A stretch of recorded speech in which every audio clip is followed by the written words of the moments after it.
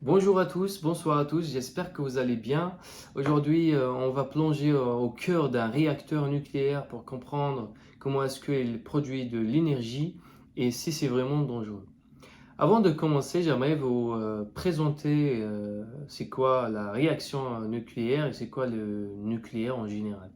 Le nucléaire, c'est tout ce qui touche au noyau des atomes et le mot vient de nucleus, ce qui veut dire le cœur ou bien le noyau en latin. Il existe deux types de réactions nucléaires, la fusion nucléaire et la fission nucléaire.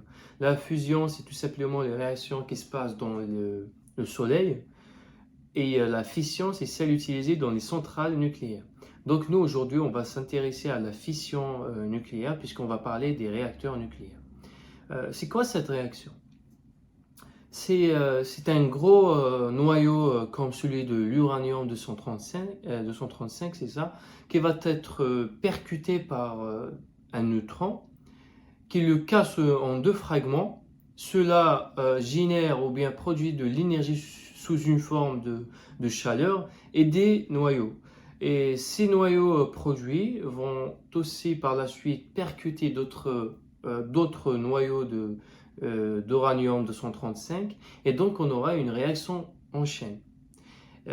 Dans la dangerosité de manipuler cette réaction, il faut vraiment avoir une connaissance très très solide pour, pour que nous puissions la contrôler. Donc cette réaction nécessite des hautes technologies pour la contrôler. Voilà pour la fission nucléaire. Maintenant, on va s'intéresser au réacteur nucléaire. Je vais essayer de vous expliquer son fonctionnement. Et puis, on va parler des dangers, des éventuels dangers, pourquoi c'est dangereux, etc. Donc, je vais vous projeter une image et je vais essayer de la regarder et de vous expliquer en même temps. Je vous la mets ici, je pense. Voilà. Attendez, je vais. Excusez-moi, j'ai dû couper la vidéo pour que je puisse vous préparer toutes les images nécessaires afin de vous expliquer le fonctionnement d'un réacteur nucléaire. J'ai totalement oublié de le faire. Voilà. On va continuer. Donc ici, vous voyez un réacteur nucléaire. Donc c'est son schéma de procédé, hein. Voilà. Je vais commencer à vous parler de la chose la plus importante et la plus essentielle, qui est le cœur du réacteur. C'est ici qu'on a le combustible nucléaire, qui est en l'occurrence l'uranium 235. Donc avec une haute technologie, on va provoquer la réaction nucléaire, la réaction de fission. Et donc, comme on a mentionné précédemment que cette réaction de fission produit de l'énergie sous une forme de chaleur, cette énergie va chauffer de l'eau qui est dans le circuit primaire qui est en rouge ici. Et cette eau est maintenue à 150 bars pour la garder à l'état liquide. Parce qu'elle est chauffée à 325 degrés Celsius. Donc on sait très bien que l'eau s'évapore à 100 degrés Celsius. Et donc pour la garder à l'état liquide, on augmente en pression. Et puis il y a une étanchéité ici entre le vert et le bleu. Cette étanchéité, c'est pour éviter la contamination d'eau qui est dans le circuit secondaire, puisque généralement on les rejetant dans des rivières. Donc pour éviter la contamination de cette eau, on va assurer l'étanchéité. Donc le circuit primaire en rouge, il va chauffer ou bien il va transmettre de la chaleur au circuit secondaire. Et l'eau dans le circuit secondaire il va s'évaporer. Et cette vapeur entraîne une turbine qui va ensuite créer de l'électricité ou bien un courant électrique par un alternateur.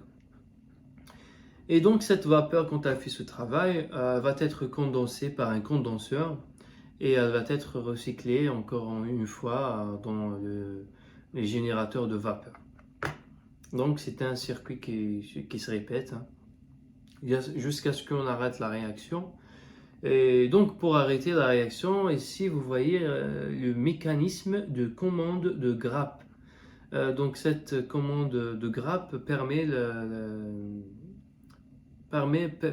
la fin de cette réaction, tout simplement en enfonçant cette barre dans le cœur de réacteur. Et donc cette barre contient des matériaux qui absorbent les neutrons, pardon. Et donc elle absorbe tous les neutrons et donc la réaction s'arrête, hein, puisqu'on n'a pas de neutrons, logiquement. Et puis on a des déchets nucléaires donc qui sont très radioactifs. Donc ces déchets vont être plongés dans des piscines de refroidissement et puis stockés dans des conteneurs installés à 500 mètres souterrains. Voilà, comme ça pour éviter la contamination terrestre.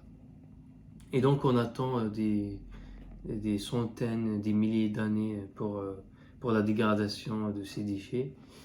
Et c'est pour ça qu'on les met ou bien on les installe à 500 mètres souterrains. Bien sûr, selon leur degré de pardonnez-moi. Donc, selon leur degré de radioactivité. Et donc, je crois que j'ai fait le tour de ce sujet. J'espère que vous l'avez trouvé intéressant. J'aimerais un jour vous parler de la dangerosité de ces déchets, qu'est-ce qu'ils provoquent comme maladie. Je vais essayer de vous donner des exemples sur les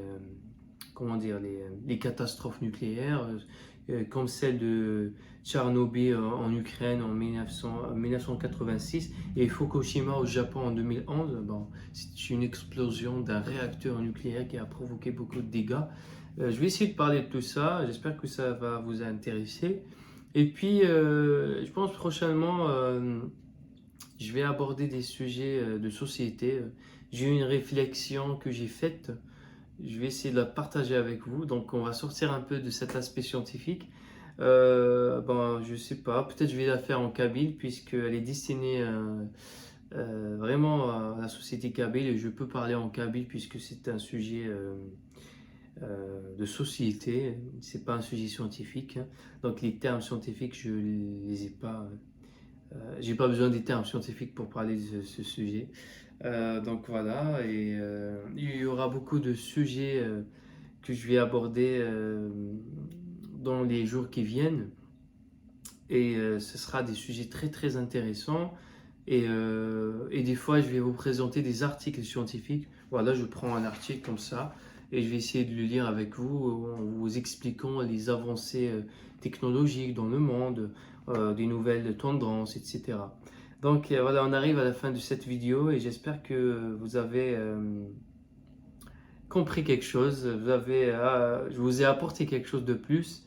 Voilà, il faut... et s'il y a des termes que vous n'avez pas compris, donc il faut faire un petit effort en cherchant sur Google, sur ChatGPT, il va vous répondre. Donc voilà, on arrive à la fin. Donc merci de suivre cette vidéo et de la regarder jusqu'à la fin. Et je vous dis à la prochaine.